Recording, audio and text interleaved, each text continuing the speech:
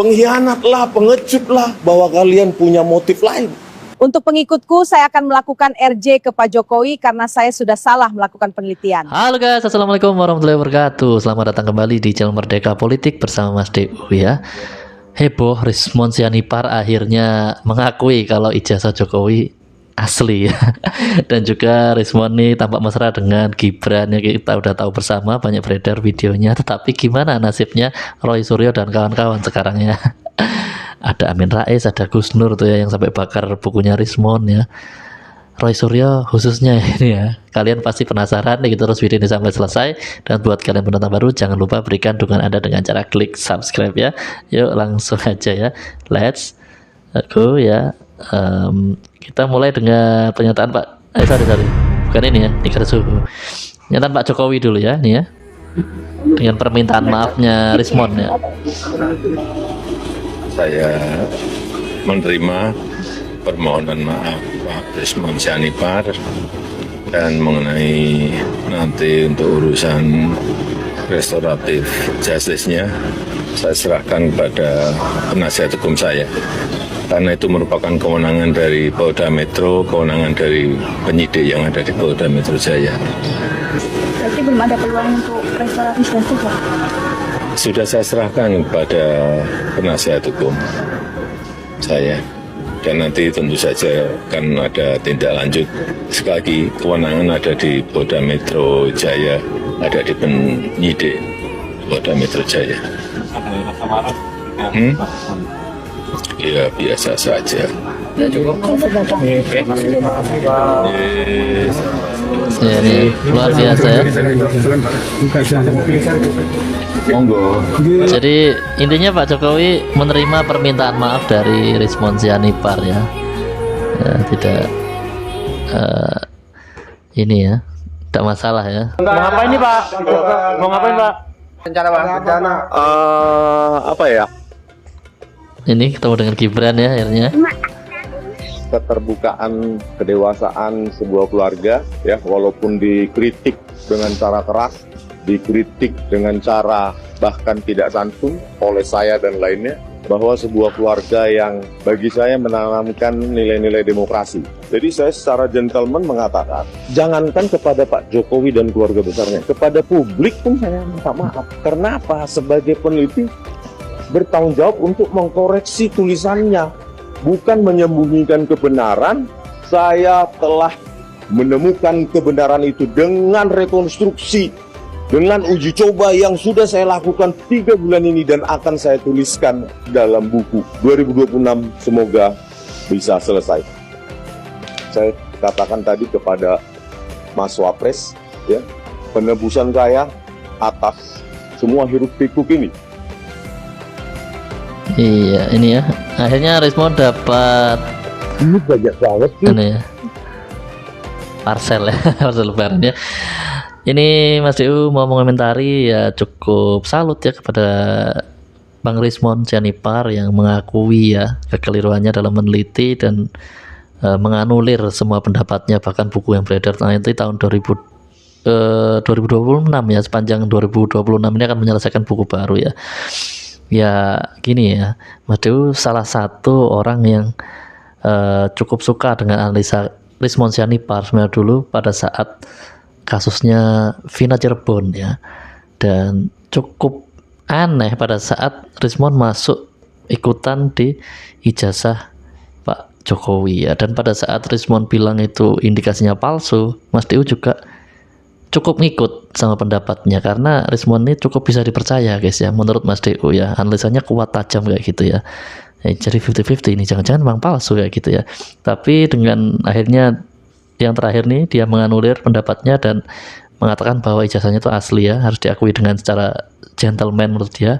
Oh berarti memang asli ya, jadi nggak ada masalah sebenarnya, dan Bang Rismon pun ini ya kembali ke jalan yang benar seperti itu ya. Lanjut ya, gimana respon dari netizen? Awalmu asalnya mah buset dah, sampai tegas banget, sampai galak banget, sampai gencar banget, nyampe mengeluarkan buku. Lah tahu-tahu sekarang di bulan suci Ramadan menjelang 1 minggu ke Lebaran mendatangi rumah Pak Joko Widodo sambil mengucapkan perdamaian, perdamaian, perdamaian, perdamaian, mengibarkan bendera putih Abang Rismon Sianipar. Masya iya, drama kolosal berijazah palsuan cukup kelar sampai di sini. Tidak dong, kan masih ada dua sejoli, Pak Roy Suryo dengan Ibu Tifa.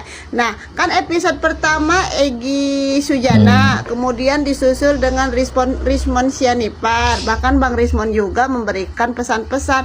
Hayu katanya yang belum terbuka pikirannya segeralah terbuka, begitu kan? Tinggal masih ada dua sejoli. Apakah akan tetap bertahan setia sampai drama kolosal ini berepisode-episode berikutnya, ataukah di episode ketiga akan ada yang mengikuti jejak Egy Sujana dan Bang Rismon Sianipar, antara Roy Suryo ataukah Ibu Tifa? Kita lihat aja lah ya drama berikutnya, begitu. Aduh ampun, emang damai itu indah, damai itu indah. Udah bye. Lucu banget ya. Diketawa ini. Minta maaf cie. Orang mah lebaran masih minggu depan. Udah duluan aja lu bang keliling-keliling. Emang udah ada nastar sama kastengel di rumahnya Pak Jokowi? Udah. Enak kagak itu nastarnya? Full wisman gak? Terus gimana dong nasibnya trio gaduh? Bubar nih ceritanya nih. Pecah. Ya, gimana dong nasibnya Tipa sama Roy Panci? Ya kagak ada lagi tuh konser pakai mic berbulu lagi. Ya kecewa sih gue. Ya kita lihat respon dari Amin Rais ya. Wah ini ya selalu nimbrung nih orang ini ya. Oh sorry sebelum ke Amin Rais ini Roy Suryo dulu ini ya. Roy Panci Suryo. Cek. Ini kelihatan tertekan ya. Ya ada ceknya. Ada ceknya. Ya ini cek loh ya. Kalian lihat ekspresinya ya. Bukan joker atau apa, ini cek. Ya cek. Dan cek inilah yang termasuk salah satu yang diketemukan pada saat sidang CLS. Dan itu di Desa Ketoyan ada penelitiannya, Bang Rismon juga, Bang Michael, Pak Janes juga ada di sana. Jadi ya itulah kenapa itu tiba-tiba bisa berubah dalam tempo mungkin hanya 1-2 hari. Tapi sekali lagi berikan hidayah. Ya, kita memohon kepada Allah Subhanahu wa taala semoga sahabat Rismon. Ya, kebalik ya, justru kamu yang harus diberi hidayah ya. Saudara sebangsa tanah air, berita paling ramai sejak Kamis kemarin 12 Maret 2026 adalah takluknya Rismon di hadapan Raja Jawa tanpa mahkota bernama Jokowi di keraton kecilnya di Solo. Rismon tanpa berpamitan pada Roy Suryo dan Dr. Tifauzia, dua partnernya yang selama ini terlihat di permukaan begitu ikhlas, percaya diri, dan tak mungkin bisa ditaklukkan oleh siapapun, apalagi bisa dibeli dan menjual diri. Tetapi sayang sekali Rismon tiba-tiba lempar handuk putih ke depan keraton cilik Raja Licik Joko Widodo. Rismon minta maaf selama ini menuding ijazah Jokowi itu palsu. Dia menerangkan pada Jokowi bahwa buku putih berjudul Jokowi's White Paper ditulis oleh trio RRT. Masing-masing menulis bab-bab yang sudah disepakati bertiga, dan saya pernah berkomentar buku setebal 700 halaman itu layaknya sebuah disertasi untuk meroleh PhD degree untuk meroleh gelar philosophical doctor.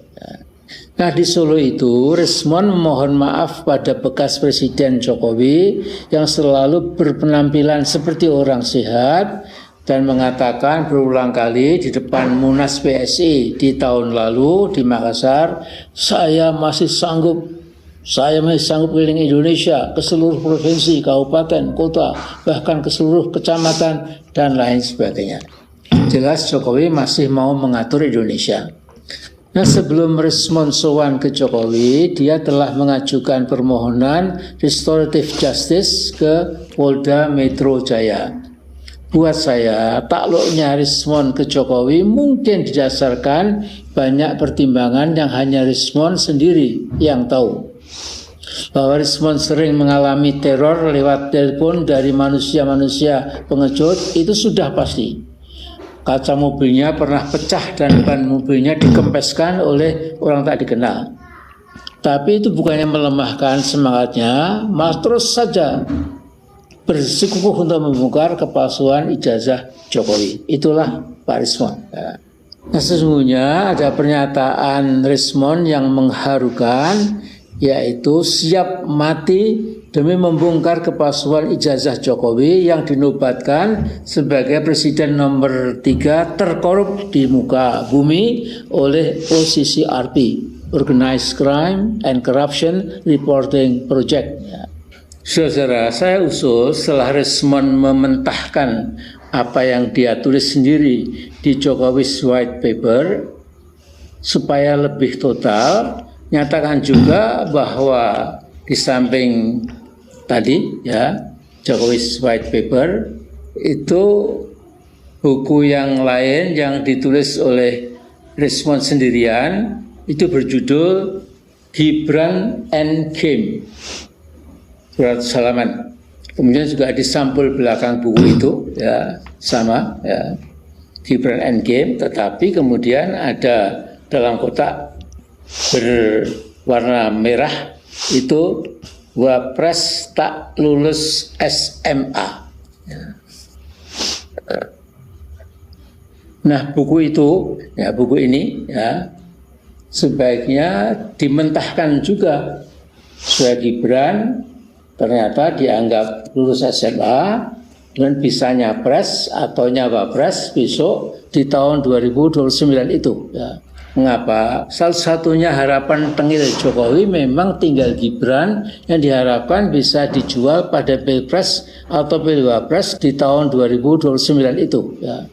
Siapa tahu rakyat di lapisan bawah yang tidak paham who is who dan what is what, dengan guyuran sembako tanpa ampun dan jutaan amplop berisi lembaran rupiah bernilai 100 atau 200 ribu rupiah, mungkin bisa jadi kunci kemenangan anaknya Pak Jokowi yang bernama Gibran Rakabuming itu.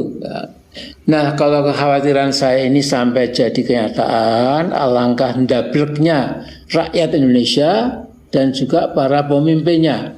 Tetapi semoga tidak. Saya yakin insya Allah tidak. Saya masih ingat 4 bulan lalu Dr. Rismon dengan ditemani Michael Sinaga dan Johnson Sinaga mampir ke rumah saya. Kami berempat bertukar pikiran sambil bergurau santai sampai sekitar 1 jam. Pada waktu itu dalam hati saya berpikir Dr. Rismon ini warga negara teladan, terutama di kalangan anak muda. Karena saya tetap masih mengharap saudara Rismon yang kita cintai ini ya, itu tidak sampai kemudian lantas betul-betul delosor, kutep ya, tidak ada lagi keberanian untuk mengangkat kepala ya menghadapi Pak Jokowi itu ya. Karena itu saya doakan ya mudah-mudahan oleh Yang Maha Esa dan Yang Maha Kuasa ini Pak Rismon dijauhkan dari setiap mara bahaya. Jadi Bung Rismon, may God bless you and keep you. Wallahu alam. Assalamualaikum warahmatullahi wabarakatuh. Ya, oke lah Mbah. Ini Gus Nur nih. Assalamualaikum warahmatullahi wabarakatuh. Satu lagi tumbang pejuang kebenaran Rismon. Siapa namanya? Rismon Siholan Sianipar. Oke, singkat cerita, Bang Egy Sujana, Damai Hari Lubis getol ya, melawan dalam tanda petik waktu itu yang melawan kezoliman, melawan ijazah palsu. Tapi akhirnya Bang Egy dan Damai Lubis kalau bahasa kasarnya menjilat ludahnya sendiri, sowan kepada orang yang sampai detik ini belum terbukti ijazahnya asli, sampai detik ini ya. Bagi akhirnya sowan ke sana dan alhamdulillah ya, rezeki bagi mereka yaitu dapat RJ dan dapat SP3. Nah, nggak lama kemudian nyusul Rismond Hasiholaen Sianipar ini. Kemarin dia datang ke rumahnya Jokowi dan meminta maaf dan merasa buku yang dia tulis, penelitian yang selama ini dia lakukan itu ada yang salah. Oke, saya nggak usah panjang lebar, ini dunia, saya nggak kaget urusan seperti itu. Orang pindah agama saja ada ya. Orang itu memang berubah karena dunia ini memang terlaknat, termasuk isinya. Dunia ini terlaknat, dunia ini rusak, dunia ini menuju fana, menuju kehancuran, termasuk isinya. Jadi kalau ada orang berubah haluan, berubah pikiran, berubah hati, itu nggak aneh dalam dunia. Bahkan berubah agama aja nggak aneh. Dari Kristen jadi Islam, namanya mu'alaf. Dari Islam jadi Kristen, namanya murtad. Itu ada, ya kan? Bapak menzini anaknya, kan ada. Apalagi cuman orang pindah haluan seperti ini. Oke, jadi intinya gimana Gus Dur? Nggak apa-apa. Intinya Jokowi, rezim Jokowi termasuk Jokowinya itu sampai kiamat itu masih punya hutang sejarah sama bangsa ini, punya hutang sejarah sama saya, karena dia sudah menjarakan saya dan Babang Tri ya kurang lebih 4 tahun di penjara 4 tahun tanpa ijazah asli hadir di pengadilan, padahal sidangnya di Solo, di depan rumahnya, di depan hidungnya. Bahkan di dalam pengadilan itu saksinya bohong semua, saksinya ya dusta semua, serba nggak tahu. Fakta persidangan ini ijazah asli nggak ada. Bahkan yang paling fenomenal dan saya bangga sampai kapanpun, di dalam sidang saya tegas mengatakan, hei jaksa, tunjukkan ijazah aslimu, tak cium kakimu di depan hakim. Sidang 6 bulan yang asli nggak ada. Lalu di depan hakim juga saya bangga sampai detik ini, sampai kiamat saya bangga. Saksi ahli dari katanya dari ulama, dari kiai, saat tantang mubahalah, Pak Kiainya ngomong di depan hakim. Hakimnya nanya sama kiainya, Pak Kiai, mubahalah Gus Dur itu sah apa enggak? Enggak sah. Bla bla bla bla. Oke Pak Kiai, kalau memang mubahalah sah enggak sah, karena seorang diri, yang sah itu harus 2 orang. Harus di depan hakim. Oke, gimana kalau sekarang kita mubahalah di depan hakim? Kiainya nggak mau, hakimnya nggak mau. Dan itu saya bangga, sampai kiamat saya bangga. Kok gitu bangga? Oke teman-teman, jadi sering saya katakan istiqomah itu yang berat itu, ya memang berat istiqomah itu. Ya ini contohnya. Jadi gimana sikapnya, sikapku gimana, sikap Gus Dur gimana? Sikap saya masih, walaupun seluruh bumi ini mengatakan ijazahnya asli, walaupun seluruh bumi ini rame-rame merapat ke Solo, biarlah saya seorang diri di bumi ini ya, yang mengatakan palsu dan tidak akan ke Solo. Saya cukup minta RJ kepada Allah saja. Jadi Jokowi dan rezimnya 10 tahun yang lalu masih punya hutang sejarah sama bangsa, mobil SMK, Bebek Indosat, 10 juta lapangan pekerjaan, dan banyak lagi. Itu hutang sejarah, termasuk menjara rakyatnya. Ya, saya di penjara 4 tahun dan 10 bulan, 2 kali di penjara, 4 kali sidang. Itu hutang sejarah, nggak akan bisa dilupakan. Oh ya, dulu ada Gus Dur sama Babang Tri di penjara itu gara-gara ijazahnya palsu, nuduh ijazah palsu, tapi ijazahnya nggak ada. Oke, Rismond ya, saya protes sama Rismond. Saya kemarin sempat beli bukunya ke dia nih, sebelum saya berangkat ke Jepang, ketemu di bandara sebentar, dan saya beli bukunya 3 potong, 3 eksemplar, dan belum saya buka segelnya, nggak sempat. Nah, jadi sekarang saya bakar aja buku ini ya, karena percuma saya protes dan saya bakar aja buku ini. Nggak apa-apa Rismond, itu pilihanmu ya, silahkan merapat ke Jokowi, minta maaf sama Jokowi, nggak apa-apa ya, itu pilihanmu. Semoga kamu bahagia di sana. Atau nanti bila perlu, ini maaf lo ya kalau saya salah ya, bila perlu Dr. Tifa, Bu Dr. Tifa sama Roy Suryo nanti merapat juga, nggak apa-apa. Semua, seluruh dunia ini merapat ya, seluruh bangsa ini merapat ke sana, nggak apa-apa. Saya enggak. Nah, ini saya bakar bukunya Rismond sebagai bentuk protes. Ya, buat apa saya baca tulisannya orang yang Nah, yang pelin-pelan seperti itu. Oke, saya nggak kecewa, nggak ada hubungannya sama kecewa. Ngapain kecewa ya? Nah, ini sebagai bentuk protes saya bakar bukunya. Selamat Bang Rismon, kita sudah beda haluan. Izin saya blokir nomornya ada, dan kita nggak perlu berhubungan lagi. Assalamualaikum warahmatullahi wabarakatuh. Selain dibakar bukunya, nomornya diblokir ya, nggak dewasa sama sekali ya, gitu aja ya. Namanya beda pendapat ya. Yang dulu kerjaannya adalah meneliti keaslian video skandal artis. Kelewatan barusannya. Nih. Jangan langsung Nih, dicibir. dari Trismon ya. Pengkhianat lah, pengecut lah. Kalau begitu, maka saya bisa berpikir jauh bahwa kalian punya motif lain.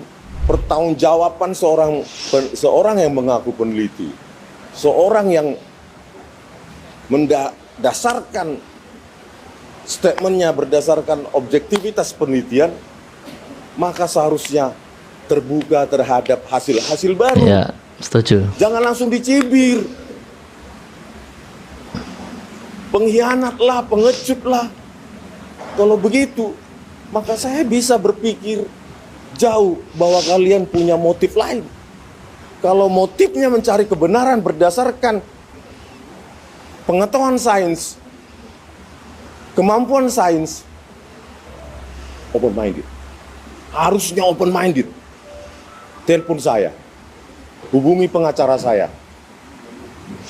Kita akan bertemu terbuka maupun tertutup. Itu aja. Tetapi kalau hanya mencibir seperti itu, suatu saat publik juga akan muak dan lebih percaya tulisan saya. Next 2026 ya. Iya itu ya. Jadi kalau terus seperti itu mencibir dan segala macamnya, Rismon menganggap mereka punya motif lain. Itu yang penting ya. Jadi Roy Suryo dan kawan-kawan punya motif lain. Yang dulu Ini lucu ini. kerjaannya adalah meneliti keaslian video skandal artis. Buat penutup ya. Pak, sebelum diteliti pasti ditonton dulu dong. Oh iya. Dan satu lagi yang intrik dengan Pak Roy Suryo adalah ketika beliau tidak hafal atau salah lirik dalam menyanyikan lagu Indonesia Raya. Ya. Betul Pak. Kalau kebanyakan nonton video begituan suka besak.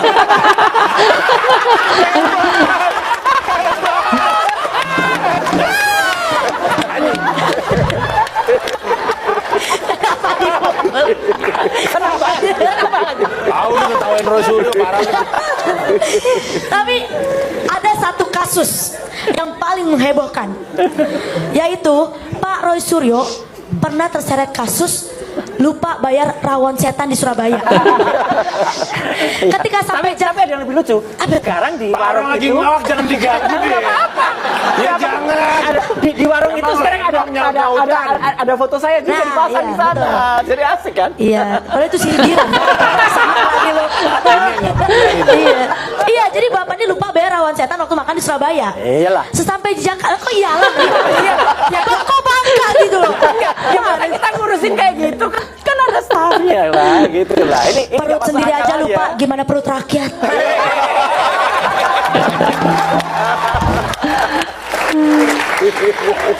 Namanya juga di traktor, tahu-tahu yang traktor lupa, yang kena kita. Alasan. Kita anggota DPR mau banyak alasan.